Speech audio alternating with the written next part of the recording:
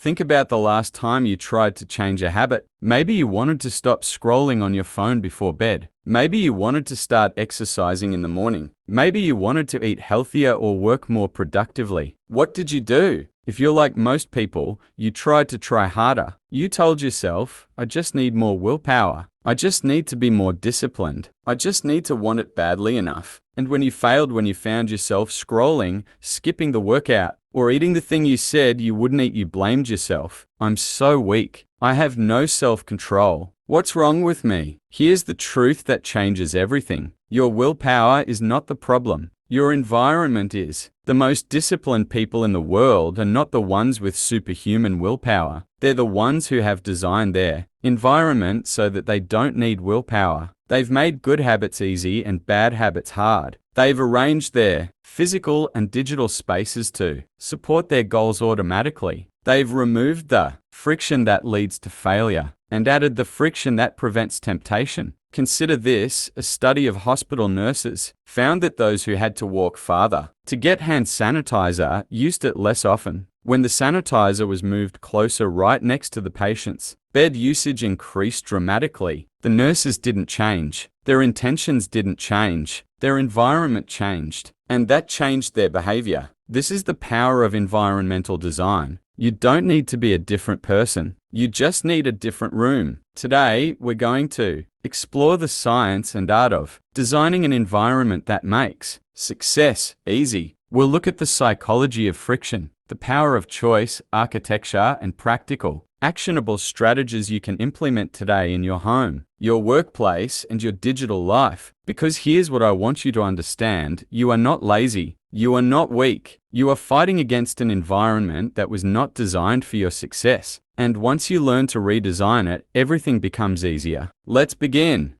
Part 1. The friction principle. The core concept of environmental design is elegantly simple. Friction is the amount of effort required to perform a behavior. More friction equals less likely to do it. Less friction equals more likely to do it. This seems obvious, but its implications are profound. Every habit you have, good or bad, is influenced by friction. Bad habits have low friction. Your phone is in your pocket. Junk food is in the cupboard. Netflix is one click away on your remote. The environment is screaming at you, do this. It's easy. Good habits have high friction. Going to the gym requires packing a bag. Driving there, changing clothes, waiting for equipment. Eating healthy requires shopping, chopping, cooking, cleaning. Working deeply requires closing tabs, silencing notifications, finding a quiet space. The environment is screaming at you, don't do this. It's hard. The key to success is not to become a superhuman who overcomes high friction. The key is to redesign the environment so that good habits have low friction and bad habits have high friction. James Clear, author of Atomic Habits, calls this reducing friction for good habits and increasing friction for bad ones. Let me give you a personal example. For years, I wanted to read more. I had good intentions. I bought books, I made lists, and I never read. Because reading required finding the book, finding my glasses, finding a comfortable spot, putting down my phone. Too much friction. Then I made one small change. I put a book on my pillow every morning. When I came to bed at night, the book was already there. I didn't have to decide to read. The decision was made for me by my environment. Friction reduced. Reading happened. The same principle applies to everything. Want to exercise in the morning? Sleep in your gym clothes. Put your shoes by the door. Have your water bottle ready. Reduce friction. Want to stop snacking on junk food? Don't keep it in the house. If it's not there, you can't eat it. Increase friction. The psychologist Kurt Lewin, one of the pioneers of social psychology, famously said, behavior is a function of the person and the environment. Most people focus on changing the person. They try to develop more willpower, more discipline, more motivation. But the person is hard to change. The environment? The environment can be changed in an afternoon. Part 2.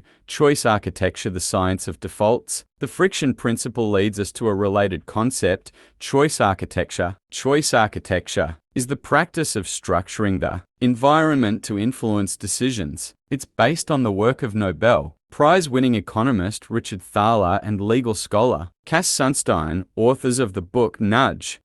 The key insight is that people are influenced by the way choices are presented. The default option, the thing that happens if you do nothing, is incredibly powerful. Consider retirement savings. In companies where employees have to opt into a retirement plan, participation is low. In companies where employees are automatically enrolled, the default, and have to opt out, participation is high. The same people, the same plan, different default. You can apply choice architecture to your own life. Design your defaults. What is the default behavior in your environment? What happens if you do nothing? If your default is to pick up your phone when you're bored, you will pick up your phone. Change the default. Put your phone in another room. Now, the default is to not pick it up. If your default is to eat whatever is in the cupboard when you're hungry, you'll eat it. Change the default. Keep healthy food at eye level. Put junk food out of sight or don't buy it at all. Remove the need for decisions. Every decision you make depletes your mental energy. This is called decision fatigue. By the end of the day, after dozens of small decisions, your ability to make good choices is diminished. Environmental design reduces the number of decisions you need to make. You don't have to decide to exercise. Your environment makes it easy. You don't have to decide what to eat. Your environment makes healthy food the path of least resistance. Steve Jobs famously wore the same black turtleneck, jeans, and sneakers every day. He understood decision fatigue. He didn't want to waste mental energy on trivial decisions like what to wear. He wanted that energy for his work. You don't need to wear the same thing every day, but you can reduce trivial decisions. Plan your meals for the week. Lay out your clothes the night before. Create routines that automate small choices. Part 3, the physical environment. Now let's get practical. Let's walk through specific strategies for redesigning your physical environment room by room. The bedroom, sleep and morning routine. Your bedroom should be designed for rest and a smooth morning transition. Reduce friction for good sleep. Keep your phone outside the bedroom. Use a physical alarm clock. Blackout curtains to block light. Cool temperature around 65 F18C. Quiet or white noise machine. Reduce friction for morning habits. Lay out your workout clothes the night before. Put your running shoes by the door. Have a glass of water ready on your nightstand. Put your journal or book within arm's reach. The kitchen. Healthy eating. Your kitchen is a classic example of friction design. Reduce friction for healthy eating. Keep fruit in a visible bowl on the counter. Cut vegetables and keep them at eye level in the fridge. Store healthy snacks in easy-to-reach places. Prepare meals in advance on Sundays. Increase friction for unhealthy eating. Store junk food in opaque containers in hard-to-reach cupboards. Better yet, don't buy it at all. If it's not in the house, you can't eat it. If you live with others who want junk food, create a designated junk cupboard that you've agreed not to open. The workspace, focus and productivity. Your workspace should be designed for deep work. Reduce friction for focus. Use a separate user account on your computer with no distractions. Install website blockers. Freedom, cold turkey, focus mate. Keep only the essentials on your desk. Remove clutter. Use noise-cancelling headphones or white noise. Increase friction for distractions. Put your phone in another room or a drawer. Log out of social media accounts after each use. Use a browser extension that blocks distracting sites during work hours. Close all unnecessary tabs and applications. The living room, relaxation and boundaries. Your living room should support intentional relaxation, not mindless consumption. Reduce friction for healthy relaxation. Keep a book or magazine on the coffee table. Have a puzzle or art supplies visible. Create a comfortable reading nook. Increase friction for mindless scrolling. Keep the TV remote in a drawer, not on the table. Remove social media apps from your phone's home screen. Use app timers that lock you out after a certain time. Part 4, the digital environment. Our digital environment is often the most neglected and the most influential. The apps and websites we use are designed by teams of psychologists and engineers, whose goal is to capture and hold our attention. You're not fighting your willpower. You're fighting $1 trillion industry. Your phone is the most powerful attention-grabbing device ever created. It needs to be tamed. Reduce friction for good digital habits. Keep your phone in grayscale mode. Colors are designed to grab attention. Turn off all notifications except for calls from important people. Remove social media apps from your home screen, put them in a folder on the second page. Use Do Not Disturb and Focus Mode features. Increase friction for bad digital habits. Delete apps you don't need, you can always reinstall. Log out of apps after each use, having to log in adds friction. Use a password manager that makes logging in annoying. Keep your phone in another room during work and sleep.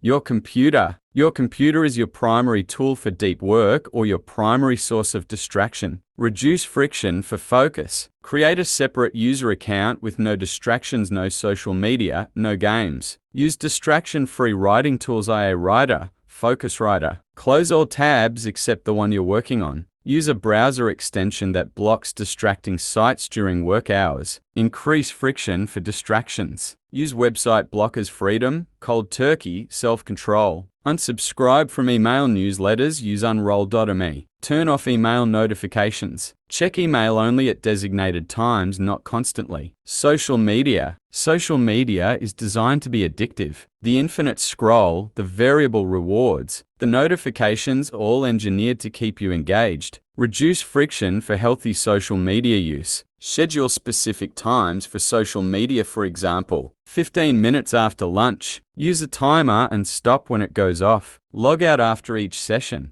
Increase friction for unhealthy use. Delete the apps from your phone. Use the browser version, which is clunkier and less addictive. Unfollow accounts that don't add value. Use apps that block social media during certain hours. Part 5. The social environment. Your social environment, the people you surround yourself with, is perhaps the most powerful environmental factor of all. Research in social psychology is clear. You are the average of the 5 people you spend the most time with. Not because you're copying them, because their behaviors, attitudes, and expectations create a social environment that shapes your own. The power of social norms. If your friends drink heavily, you're more likely to drink heavily. If your friends exercise, you're more likely to exercise. If your friends are ambitious, you're more likely to be ambitious. This is not about blame. It's about the reality of social influence. We are social creatures. Our brains are wired to align with the group. How to design your social environment. Join groups that support your goals. Want to write more? Join a writing group. Want to exercise? Join a running club or gym with classes. Want to meditate? Join a meditation group online or in person. Find an accountability partner, someone who will check in with you, someone who will notice if you stop showing up, someone who will celebrate your wins. Change the conversation. If your friends talk constantly about TV shows, suggest a book club. If your coworkers complain all the time,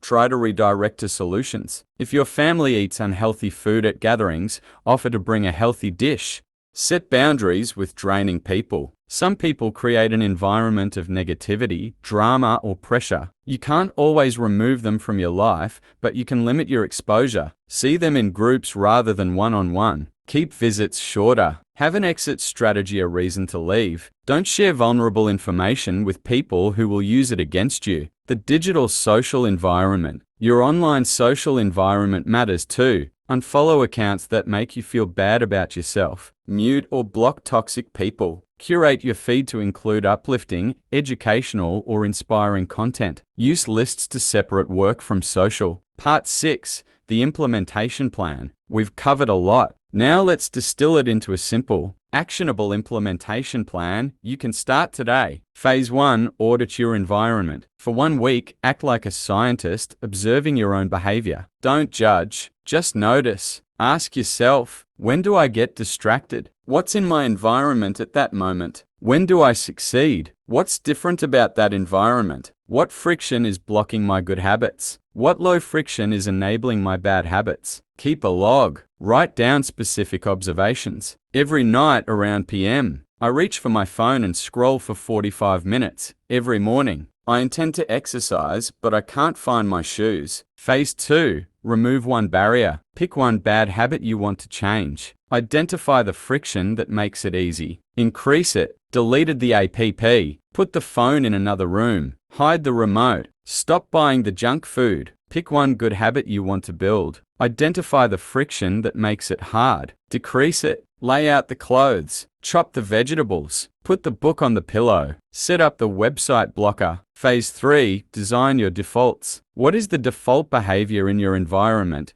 Change it. Default to healthy, fruit bowl on the counter, water bottle at your desk. Default to focus, separate user account, block distractions. Default to rest, phone outside the bedroom, book on the nightstand. Phase 4, create implementation intentions. Research by psychologist Peter Gollwitzer shows that forming an implementation intention dramatically increases follow-through. The formula, when situation, I will behavior. When I come home from work, I will put my phone in the drawer. When I finish dinner, I will wash the dishes immediately. When I feel the urge to check social media, I will take 3 deep breaths first. Tie your implementation intentions to environmental cues. The situation is the environment. Phase 5, one change at a time. Don't try to redesign everything at once. That's overwhelming. Pick one small change. Implement it. Let it become automatic. Then pick another. Week 1, put your phone in another room at night. Week 2, add a website blocker to your computer. Week 3, lay out your workout clothes before bed. Small changes compound. A 1% improvement in your environment leads to a 1% improvement in your behavior. Do that 100 times, and you're not 100% better, you're exponentially better. Conclusion, you are not the problem. Let's come back to where we started. You've been blaming yourself. You've been telling yourself you're lazy, undisciplined, weak. You've been trying to try harder and failing. Here's what I want you to understand today. You are not the problem. The problem is that you've been trying to change yourself without changing the environment that shapes you. You've been trying to swim upstream against a current that was designed to pull you backward. But once you understand the friction principle, once you learn choice architecture, once you redesign your physical, digital, and social environments, the current changes direction. Suddenly, good habits become easy, bad habits become hard, and success stops being a battle and starts being a natural outcome of the world you've built. The architect and designer Buckminster Fuller once said, "You never change things by fighting the existing reality. To change something, build a new model that makes the existing model obsolete. Don't fight your environment, build a new one. Don't try to be stronger than your phone. Put it in another room. Don't try to resist the cookie. Don't buy the cookie. Don't try to remember to exercise. Put your shoes by the door." The most successful people are not the ones with the most willpower. They're the ones who have designed their environment so that their best choices are also their easiest choices. You can do this too, not by becoming a different person, but by building a different world around yourself. So here's my challenge to you today. Pick one small environmental change, just one. Move your phone to another room tonight. Put a book on your pillow. Lay out your workout clothes. Delete one distracting app. Block one website. Just one change today. And watch what happens. When you stop fighting yourself and start designing for success, you don't need to be a different person. You just need a different environment. Change the room. Change the game. If this video resonated with you, share it with someone who needs to stop blaming themselves and start redesigning their world. Subscribe for more deep dives into psychology, habits, and the art of making success easy. I'll see you in the next one.